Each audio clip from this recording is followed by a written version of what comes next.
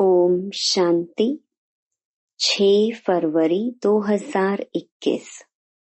बाबा के महावाक्य। मीठे बच्चे, तुम महावीर हो।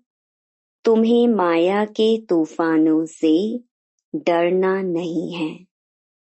एक बाप के सिवाय और कोई भी परवाह न कर पवित्र जरूर बनना है।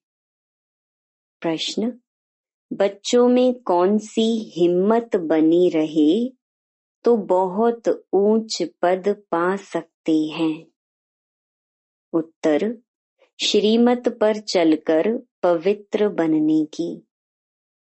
भल कितने भी हंगामे हो, सितम सहन करने पड़े, लेकिन बाप ने जो पवित्र बनने की श्रेष्ठ मत दी है, उस पर निरंतर चलते रहें तो बहुत ऊंच पद पा सकते हैं।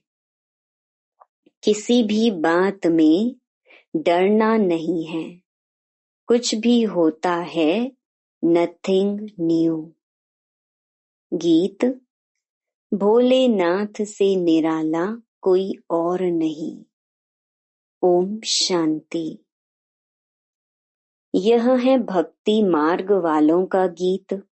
ज्ञान मार्ग में गीत आदि की कोई जरूरत नहीं है, क्योंकि गाया हुआ है, बाप से हमें बेहद का वर्षा मिलना है। जो भक्ति मार्ग की रस्म रिवाज है, वह इसमें नहीं आ सकती। बच्चे कविता आदि बनाते हैं, वो औरों को सुनाने के लिए। उसका भी अर्थ जब तक तुम ना समझाओ, तब तक कोई समझ ना सके। अब तुम बच्चों को बाप मिला है, तो खुशी का पारा चढ़ना चाहिए। बाप ने 84 जन्मों के चक्र का नॉलेज भी सुनाया है। खुशी होनी चाहिए। हम अभी स्वदर्शन चक्रधारी बने हैं। बाप से विष्णुपुरी का वर्षा ले रहे हैं। निश्चय बुद्धि ही विजयंती। जिसको निश्चय होता है, वह सतयुग में तो जाएंगे ही। तो बच्चों को सदैव खुशी रहनी चाहिए। Follow father. बच्चे जानते हैं, निराकार शिव बाबा ने जब से इसमें प्रवेश किया है, तो बड़े हंगामे हुए, पवित्रता पर बड़े झगड़े चले। बच्चे बड़े होते कहेंगे जल्दी शादी करो, शादी बिगर काम कैसे चलेगा। भल मनुष्य गीता पढ़ते हैं, परंतु उससे समझते कुछ नहीं। सबसे जास्ती बाबा को अभ्यास था। एक दिन भी गीता पढ़ना मिस नहीं करते थे। जब मालूम पड़ा गीता का भगवान शिव है, नशा चढ़ गया, हम तो विश्व के मालिक बनते हैं। यह तो शिव भगवानुवाच है। फिर पवित्रता का भी बड़ा हंगामा हुआ। इसमें बहादुरी चाहिए ना। तुम हो ही महावीर महावीरनी। सिवाय एक के और कोई की परवाह नहीं। पुरुष है रचता, रचता खुद पावन बनता है, तो रचना को भी पावन बनाता है। बस इस बात पर ही बहुतों का झगड़ा चला। बड़े बड़े घरों से निकल आए, कोई की परवाह नहीं की। जिनकी तकदीर में नहीं है, तो समझे भी कैसे। पवित्र रहना है तो रहो, नहीं तो जाकर अपना प्रबंध करो। इतनी हिम्मत चाहिए ना। बाबा के सामने कितने हंगामे हुए। बाबा को कभी रंज हुआ देखा? अमेरिका तक अखबारों में निकल गया। Nothing new. यह तो कल्प पहले मुहाफिक होता है, इसमें डरने की क्या बात है। हमको तो अपने बाप से वर्षा लेना है, अपनी रचना को बचाना है। बाप जानते हैं सारी क्रिएशन इस समय पतित है, मुझे ही सबको पावन बनाना है। बाप को ही सब कहते हैं, हे पतित पावन लिबरेटर आओ। तो उनको ही तरस पड़ता है, रहमदिल है ना। तो बाप समझाते हैं, बच्चे कोई भी बात में डरो मत। डरने से इतना ऊंच पद पा नहीं सकेंगे। माताओं पर ही अत्याचार होते हैं, यह भी निशानी है। द्रौपदी को नंगन करते थे। बाप 21 जन्मों के लिए नंगन होने से बचाते हैं। दुनिया इन बातों को नहीं जानती। पतित तमो प्रधान पुरानी सृष्टि भी बननी ही है। हर चीज नई से फिर पुरानी जरूर होनी है। पुराने घर को छोड़ना ही पड़ता है। नई दुनिया गोल्डन एज, पुरानी दुनिया आयरन एज। सदैव तो रह ना सके। तुम बच्चे जानते हो यह सृष्टि चक्र है। देवी देवताओं के राज्य की फिर से स्थापना हो रही है। बाप भी कहते हैं, फिर से तुमको गीता ज्ञान सुनाता हूँ। यहाँ रावण राज्य में दुख है। राम राज्य किसको कहा जाता है, यह भी कोई समझते नहीं। बाप कहते हैं, मैं स्वर्ग अथवा राम राज्य की स्थापना करने आया हूँ। तुम बच्चों ने अनेक बार राज्य लिया और फिर गंवाया है। यह सबकी बुद्धि में है। 21 जन्म सतयुग में हम रहते हैं, उसको कहा जाता है 21 पीढ़ी, अर्थात जब वृद्ध अवस्था होती है तब शरीर छोड़ते हैं। अकाले मृत्यु कभी होती नहीं। अब तुम जैसे त्रिकालदर्शी बन गए हो। तुम जानते हो शिव बाबा कौन है। शिव के मंदिर भी ढेर बनाए हैं। मूर्ति तो घर में भी रख सकते हो ना, परंतु भक्ति मार्ग की भी ड्रामा में नूंद है। बुद्धि से काम लिया जाए। कृष्ण की अथवा शिव की मूर्ति घर में भी रख सकते हैं। चीज तो एक ही है, फिर इतना दूर दूर क्यों जाते हैं। क्या उनके पास जाने से कृष्णपुरी का वर्षा मिलेगा। अभी तुम जानते हो जन्म जन्मांतर हम भक्ति करते आए हैं। रावण राज्य का भी भभका देखो कितना है।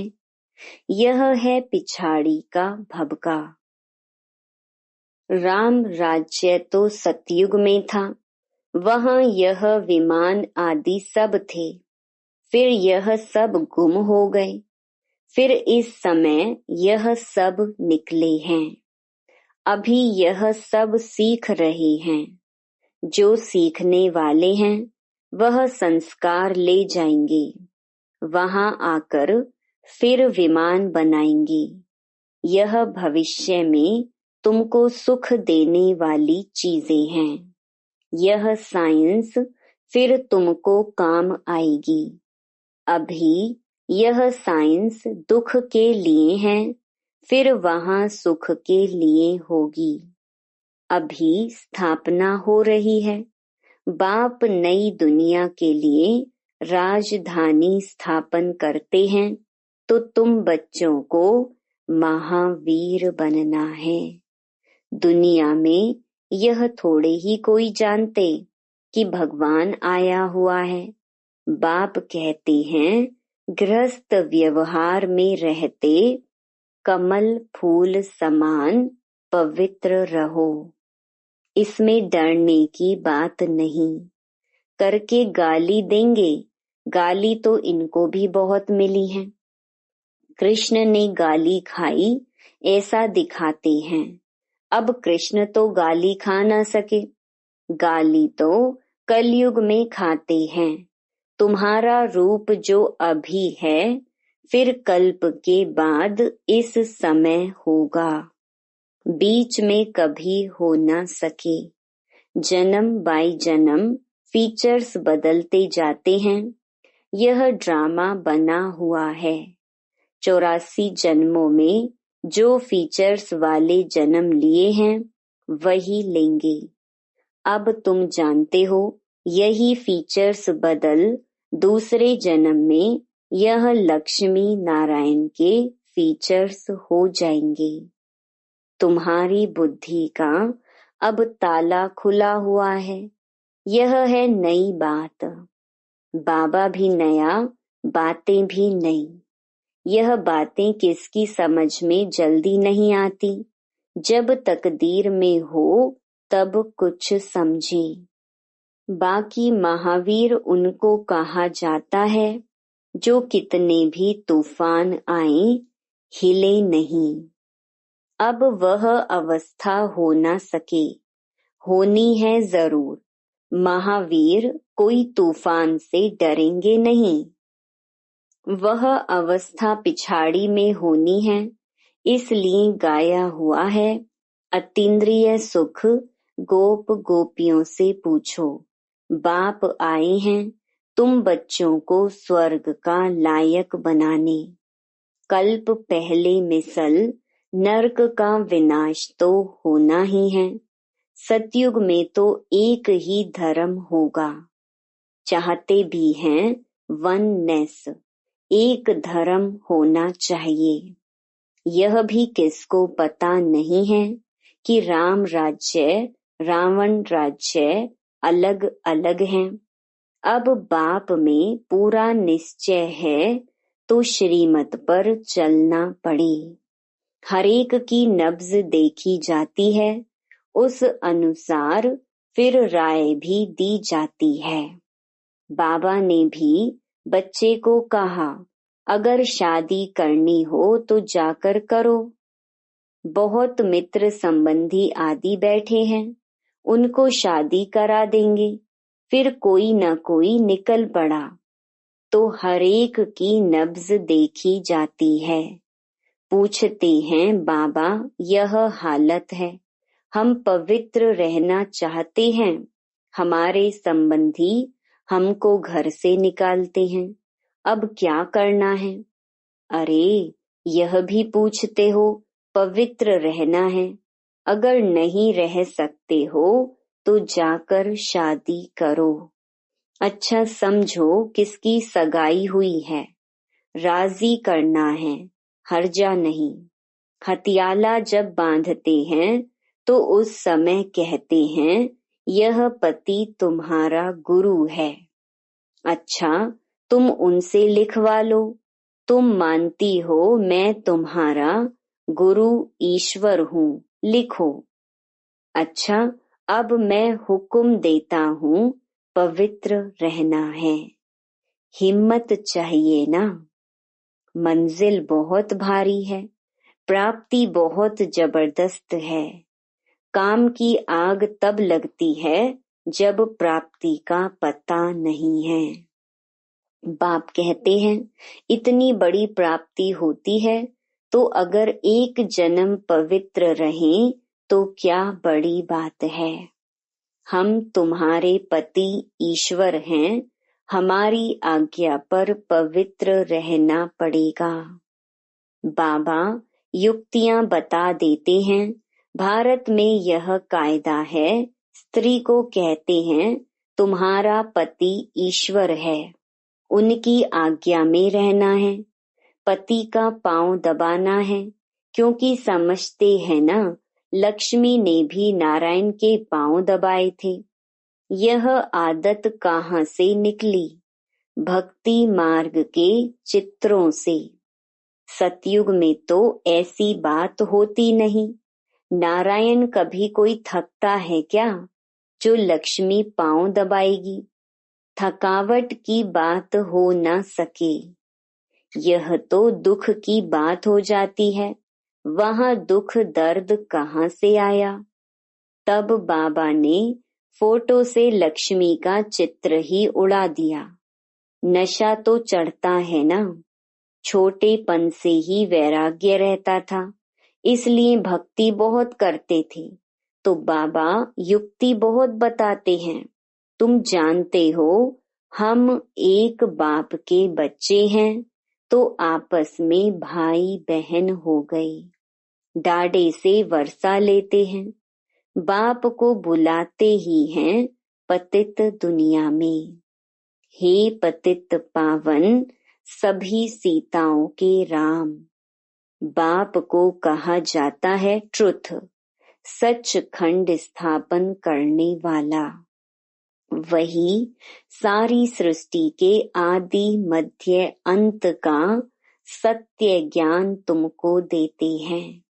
तुम्हारी आत्मा अभी ज्ञान सागर बन रही है। मीठे बच्चों को हिम्मत रखनी चाहिए। हमको बाबा की श्रीमत पर चलना है। बेहद का बाप बेहद की रचना को स्वर्ग का मालिक बनाते हैं, तो पुरुषार्थ कर पूरा वर्षा लेना है, वारी जाना है। तुम उनको अपना वारिस बनाएंगे तो वो तुमको 21 जन्मों के लिए वर्षा देंगे। बाप बच्चे के ऊपर वारी जाते हैं। बच्चे कहते हैं, बाबा यह तन मन धन सब आपका है। आप बाप भी हो तो बच्चा भी हो। गाते भी हैं, त्वमेव माताश्च पिता त्वमेव।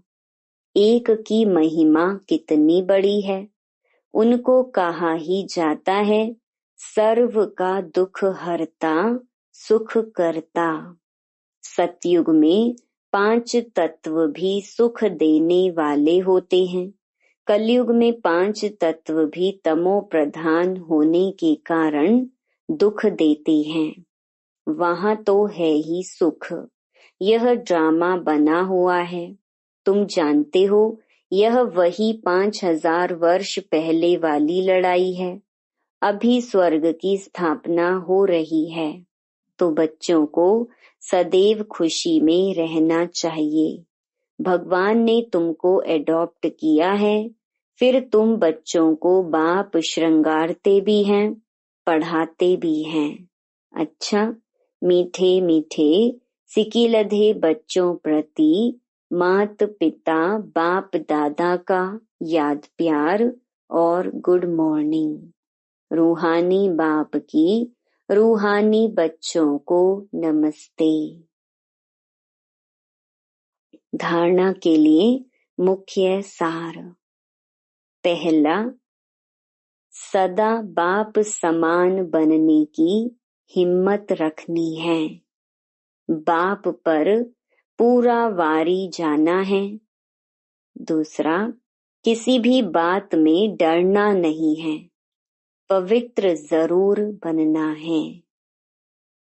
वरदान, सदा रहम और कल्याण की दृष्टि से विश्व की सेवा करने वाले विश्व परिवर्तक भव।